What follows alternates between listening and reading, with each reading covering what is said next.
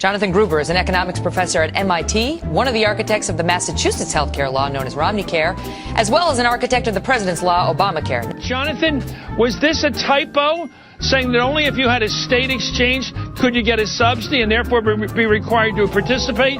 Chris, it is unambiguous this is a typo. If you're a state and you don't set up an exchange, that means your citizens don't get their tax credits.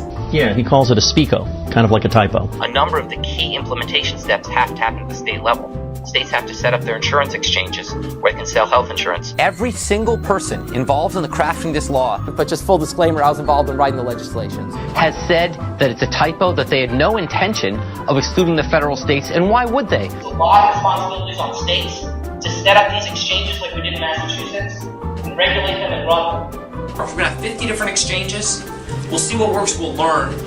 Why would Congress set up the mandate and go through all that political battle to allow it to be destroyed? So the fourth step is states actually have to implement this law and implement it successfully, and that will be rougher. It's just simply a typo, and it's really criminal that this has even made it as far as it has. If your governor doesn't set up an exchange, you're losing hundreds of millions of dollars of tax credits to be delivered to your citizens.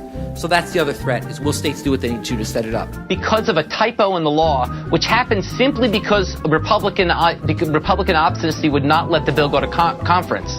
But, once again, the politics can get ugly around this. That typo would bring down the whole law is just a failure of democracy. I guess I'm enough of a believer in democracy to think that when the voters in states see that by not setting up an exchange, the politicians of their state are costing state residents hundreds of millions and billions of dollars, that they'll eventually throw the guys out. But I don't know that for sure.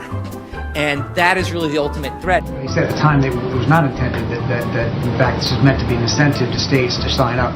They want to sort of squeeze the states to do it. He described those remarks as a mistake. I hope that that's a blatant enough political reality that states will get their act together and realize there are billions of dollars at stake here in setting up these exchanges, and that they'll do it.